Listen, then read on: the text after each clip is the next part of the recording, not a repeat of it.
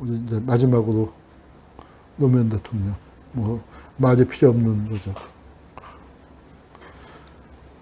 취임 후에 인기가 급증했죠. 재임 중에는 인기 지지도 없었는데. 저 행복하고 편안한 장면을 1년도 채 못 보여준 거예요. 애기들 데리고 가고, 애기한테 이렇게 이제 맛있는 거 주려니까 애기가 받아 먹으려고 하는데, 애기가 놀라더니 완전히 표정이 일그러졌죠. 이렇게 이제 아이들하고 장난도 치고. 이 사진도 이거 참 많이 이해가 되죠. 권위주의적이지 않다 할 때, 이 여학생들하고 키를 맞추니까, 노무현 대통령이 수군이니까 학생들도 따라서 수군인 거죠. 그리고, 자, 이명박과 노무현을 비교해서, 또 이제 이런 장면들, 네티즌들 참 용해요. 일왕하고 만났을 때 노무현은 이랬고, 노무현은 누구한테 머리를 숙여요? 평범한 시민들에게. 근무지에서, 사저에서 근무하는 의경들 격리하니까 저렇게 정중하게 봤습니다. 이 풀썰매도 타고, 동네 가게에서 마실 나와서 담배도 피고. 노무현이 선거운동을 할 때 돈이 없으니까 이렇게 주위 사람들이 모여져서 돼지저금통을 했잖아요. 저 돼지저금통으로 꽤 많은 돈을 모았습니다. 그런데 진짜 정권에서, 검찰에서 저거를 문제 삼은 거예요. 저거를 갖다 기부금품법 위반인가 뭐 그걸로 해서 저거를 무상으로 주고 뭐 하여튼 대가를 받으면 뭐 하여튼 말도 안 되는 법률을 세워갖고 저거 너무 뻔한 거 아니에요? 돈 없는 노무현에게 이 돼지저금통에다가 돈 모아주시오 하고 사람들이 그래서 거기다 동전들 모아갖고 선거 한 두어 달 모아갖고 다 보내준 거 그걸 모아서 선거를 치렀는데 가장 투명하게 선거를 치른 건데 그리고 시민들이 참여하는 방식이었잖아요. 저걸 검찰이 기소했습니다. 노무현 대통령이 그걸 보고 있을 때 속이 어떻겠어. 그런데 검찰에다가 말을 못하는 거죠. 왜? 개입 안 하기로 약속했으니까. 그래서 뭘 했냐면은 이 장면, 이게 유명한 노무현 대통령이 눈물 흘리는 장면인데 난 저 사진을 처음에는 몰랐어요. 사진만 보고서. 뭐 그냥 수많은 사진들 중에 하나도 그게 뭐 어떤 뭐 감동적인 스토리가 있었나 보다 했는데 그게 내가 저기 있었어요. 저 테이블에 같이 앉아 있었어요. 전라북도에서 저거 모은 책임자가 내 후배예요. 뭐 다른 얘기 하다가 저 사진 우는 장면 얘기했더니 형 내가 그 자리에 있었어 하고 이제 그 설명을 해주는데 뭐냐면 돼지저금통 모은 사람들이 기소가 되니까 그 사람들을 불러서 밥을 낸 거예요. 그래서 여러분들한테 미안한데 내가 해줄 수 있는 게 없다고 그러면서 눈물을 흘리는 장면입니다.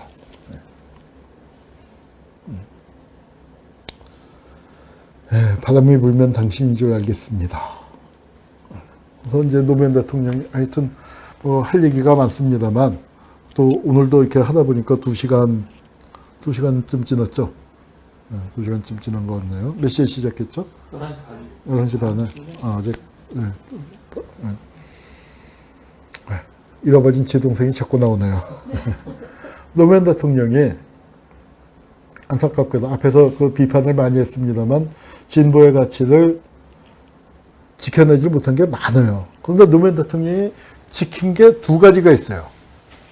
그런데 묘하게도 그 두 가지에 제가 깊게 관계되어 있습니다. 하나 작은 게 양심했다는 평가고 그 노무현 대통령이 끝까지 그래도 챙기신 부분이에요. 법률로서 이건 말이 안 된다 생각하셔갖고 그거 했고 그리고 큰 부분이 바로 이 과거사였습니다. 그래도 노무현 대통령이 그나마 저도 노무현 대통령 욕을 뭐 비판을 많이 했지만 그래도 노무현 대통령한테 굉장히 어떤 고맙고 그립고 그런 생각을 하는 게 나의 주전공으로 내가 뛰었었던 두 분야의 가치는 노무현 대통령이 끝까지 그래도 지켜주신 거예요. 과거사 노무현 대통령 아니었으면 여기까지 못 갑니다. 김대중 대통령 요새 유시민이 말 잘못해갖고 오해사는 중이 제목이 못 걷는다고 김대중 대통령 납치 사건도 조사 못했잖아요. 근데 노무현 대통령 들어가서 그래도 노무현 대통령이 왜 돌아가셨냐? 전 두 가지 이유라고 봐요. 하나는, 자, 노무현 대통령 수구 세력이 하지 않은 것, 조선일보 하지 않은 것 다 들어줬습니다. 안 한 게 뭐가 있어요? 국가보안법을 뭐 폐지를 하기로 했나, 뭐 개혁입법을 하기로 했나, 사립학교법 물러달라니까 다 했고, 노동, 재벌 다 했고, 그 다음에 한미 FTA 했죠. 주한미군 뭐 저 대추진 밀어붙이고서 그 주한미군 그 기지 이전 문제니 뭐 유연성 문제니 뭐 그 수구 세력이 하자는 거 다 했죠. 모든 거 다 했어요. 심지어는 대연정까지 하자고 했어요. 부동산 문제도 제대로 못하고 질질 끌려다녔어요. 아무것도 못했어요. 그래서 진보 진영에 다 욕만 하고 그랬습니다. 다 들어줬어요. 뭘 안 했습니까? 뭘 안 했다고 그렇게 못 잡아먹었어요. 두 가지.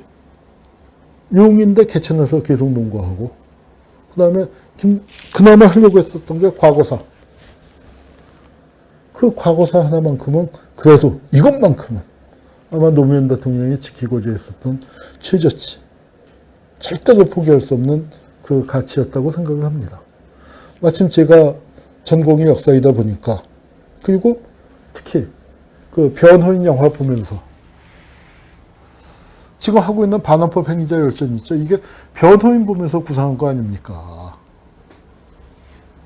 차동현 같은 사람이 왔다 갔다 하고 있는 걸 그거 그냥 보면 안 되잖아요. 제가 과거사를 안 했었으면 모를까. 국정원 과거사에 가서 굉장히 국정원 과거사에 끝나고 난 다음에 저도 이루 말할 수 없는 자괴감이 들었어요. 나름 저는 밤을 새서 진짜로 막판에 50일 밤새고 진짜 쓰러졌어요.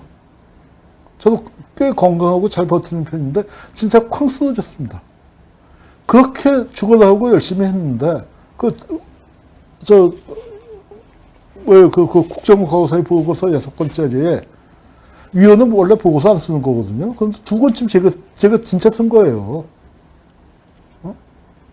그거 쓰다가 진짜 쓰러질 정도. 내 나름으로는 죽어라 하고 했는데, 자괴감이 드는 건 뭐냐면은, 그렇게 죽어라고 했는데, 단 한 명도 감옥 보내지 못했습니다. 단 한 건의 고백도 끌어내지 못했어요. 우연히 내 눈에 걸린 국정원에 남아있었던 옛날 자료를 걸리면, 그거 해석해갖고, 그 다음에 이제 제가 역사 공부를 좀 폭넓게 한 편이니까 다른 자료 끌어대서 이거 이렇게 된 거야 하고 그 재구성을 하는 그 정도. 그 남보다 이제 그 좀 냄새를, 역사적인 사건 냄새를 좀 잘 맡으니까 조금 더 파고 들어가서 했을 뿐이지, 그 우연히 남아있는 자료 긁어 모아서 했지, 단 한 명도 감옥 보내지 못하고, 이게 우리가 하려고 했었던 과거 청산 맞나? 이제 싶은 거예요. 부끄러운 거예요. 그러니까 특히 그 부끄러움을 팍 던졌었던 게, 과거사에 끝나고 나온 다음에 만화 26년 같은 거를 덜덜 떨려서 못 봤잖아요. 네. 이런 책임자 처벌이 실패한 사회에서 피해자가 보복을 하겠다고 나서는데 그걸 뭐라고 해야 돼? 나는 왜 더 그 민감할 수밖에 없었냐면, 내가 과거사의 일선이 아니라 척진 깊숙이 들어가서 그걸 한 사람으로서 정말 단 한 명도 감옥에 보내지 못한다. 이런 어처구니 없는 현실. 그리고 가해자들 이러고 다니고, 그 가해자들에게 집단에 의해서 노무현 대통령이 죽임을 당한 거 아닙니까? 그런 얘기를 했대요. 뭐 자세하게 그 얘기나 심정을 물어보지 못했는데, 유시민도 어디 글 쓴 거 보니까 이제 유시민이 상주 노릇하면서 이제 뭐 했는데, 그때 많은 사람들이, 나한테도 그런 얘기를 한 사람들이 많았으니까 뭐 유시민한테 오죽했겠어. 작은 목소리로 복수하셔야죠. 우리 복수해요. 복수. 그러고 한 사람들이 많았다는 거예요. 자, 어떻게 복수하면 좋을까요? 저는 제가 택한 복수의 방식이 과거사입니다. 노무현 대통령이 과거사 때문에 돌아가셨다고 생각해요. 그리고 또 제가 뭐 다른 거 할 줄 아는 건 별로 없잖아요. 그래서 과거사, 특히 노무현 대통령 때 우리가 그래도 열심히 했지만 못한 게 뭐냐면 가해자를 정리하는 부분이에요. 그래서 알았다, 가해자. 그래서 그때 이제 변호인에서 힘을 얻어갖고 처음에 작업을 시작할 때는 차동영을 찾아답니다. 프로젝트 제목이. 그래서 그게 이제 반환법 행위자 열전 거기까지 왔습니다. 그래서 요 보고서 하여튼 죽어라고 썼었던 거고요. 특히 검찰, 언론 그 책임을 묻어야죠. 뭐 이런 문재인 대통령도 검찰에 대해서 깊은 생각을 하고 지금 그러니까 노무현이 하려고 했었던 선거제도, 그다음에 검찰개혁, 수사권 조정, 공수처 문제 이런 거 검찰을 생각한 데서 문재인 대통령이 깊이 생각했었죠. 그리고 검찰은 이 과거사위 만들 때 노무현 대통령이 검찰, 국정원, 국방부, 경찰 과거사위 만들려고 했는데 국정원하고 국방부는 그래도 좀 했어요. 경찰은 엉터리도 했어. 검찰은 아예 안 했어요. 아예 안 했습니다. 그래서 검찰 개혁을 제대로 한다. 그래서 노무현 대통령 돌아가셨을 때 그 대한문 앞에 붙어 있는 수많은 쪽지 중에 그거 많았습니다. 검찰이 한 짓 잊지 않겠습니다. 검찰을 보겠습니다. 그래서 저도 검찰에 대해서 관심을 많이 갖고 지켜보고 있습니다. 검찰 과거사에 만들었지만 뭐 기대만큼 못했죠. 그런데 이 수많은 과거사 사건은 다 사실 만들기는 중앙정보부 보안사 뭐 치안본부 대공부실이 만들었을지 모르지만 이거 찜쪄 먹은 놈은 검찰이에요. 제일 그걸로 출세한 놈들은 검찰이에요. 정말 나쁜 역사를 갖고 있습니다. 그 역사 바로 잡아야 돼요. 그래서 헌법 파괴자 임명사전을 만드는 걸로 시작을 했습니다. 그래서 박근혜가 대통령 하고 있을 때 시작한 거예요. 박근혜가 대통령, 황교안이 국무총리, 김기춘이 왕실장. 그때는 양승태가 이렇게 작은 글씨로 나왔네요. 양승태 대법원장도 포함됐다. 여기 있죠. 그래서 여기 대한민국의 적폐 중에 적폐는 여기 다 있습니다. 이 사람들을 정리를 하는데 친일명사전은 다 죽고 난 다음에 나왔어요. 4,500명인데 2명 살아있었어. 다 죽고. 근데 이 사람들이 살아있을 때 기록을 해야 할 거 아닙니까? 살아있을 때. 그래서 그러니까 이 사람들 수록인물 중에 지금 400명 골랐는데 2017년도에 보니까 200명쯤. 근데 그 사이에 한 30명 죽은 것 같아요. 그래도 지금 절반 가까이, 절반이 좀 안 되게 한 40% 정도는 살아있습니다. 이 사람들을 솔직히 여기 반헌법 행위자 열전에 지금 여기 400명 이름 포함된 사람은 기본이 무기징역이에요. 다 감옥에 있어야 돼요. 살아있으면. 근데 지금 감옥 안에 있는 거 박근혜 하나밖에 없나? 박근혜, 김기춘 뭐 한 2-3명밖에 없어요. 근데 어떻게 해야 됩니까? 자, 이 사람들을 진짜로 마음 같아서는 밖에 있는 사람들 다 감옥 안으로 보내고 싶어요. 근데 저한테 그럴 힘이 없습니다. 그건 아마 문재인 대통령도 못 하실 거예요. 그럼 감옥 못 보내니까 그냥 가만히 있을까요? 그건 아니잖아요. 그래서 국리 끝에 만든 겁니다. 그들을 비록 현실의 법정에 세우지 못하고 현실의 감옥에 보내지 못하지만 역사의 법정에는 세워야 할 것이 아닌가. 그래서 역사의 법정에 세우는 작업이 바로 이 반헌법 행위자 열전입니다. 여러분들께서 반헌법 행위자 열전 이 작업을 적극적으로 후원해 주시고 동참해서 시민편찬위원이 되주십시오. 저희가 역사의 법정에 세우는 공소장을 쓰겠습니다. 그 공소장 쓰는 작업을 후원해 주시고 그 공소장이 많이 되면 여러분이 그때는 배심원으로 심판관으로 참여해서 그들을 역사의 판결을 내려주시기 바랍니다.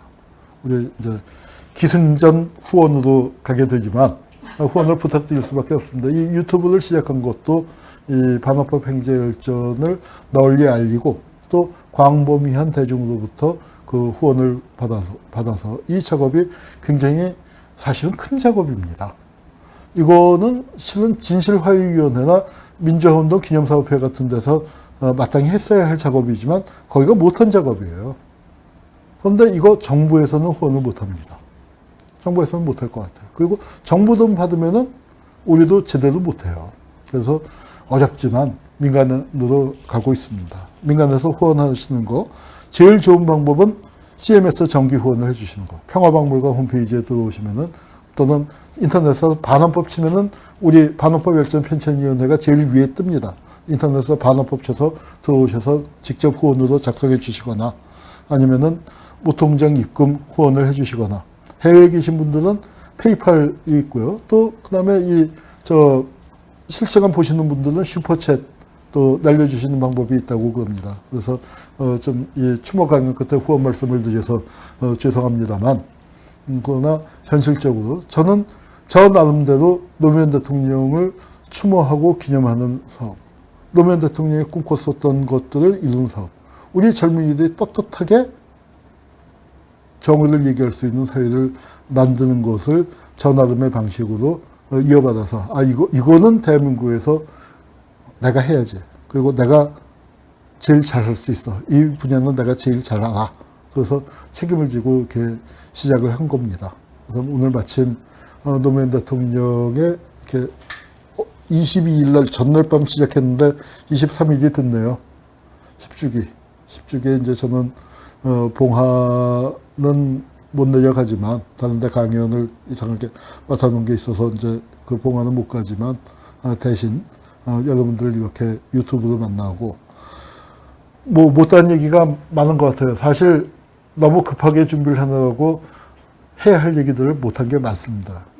솔직히 5시간 반 강연을 하고서 못한 얘기가 많다고 얘기하는 것도 양치 없는 짓일지 모르겠습니다만 그렇습니다.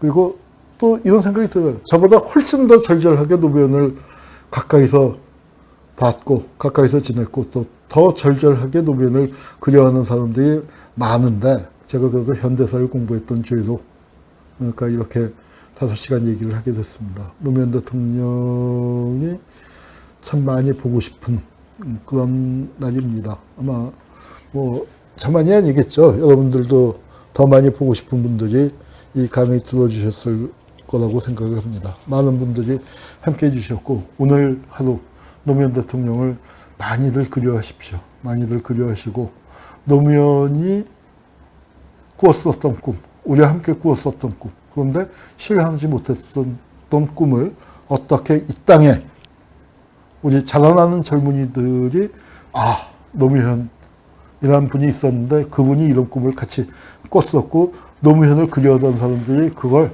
시간이 조금 걸리긴 했지만 이렇게 만들었어. 그런 얘기들을 할 수 있는 세상이 오게. 그게 바로 사람 사는 세상 아니겠습니까? 우리가 다 같이 사는 세상. 우리 손으로 만들어서 노무현 대통령 거기 만들었습니다. 그런 얘기를 들을 수 있도록 했으면 좋겠습니다. 오늘 강연은 여기서 마치겠습니다. 감사합니다.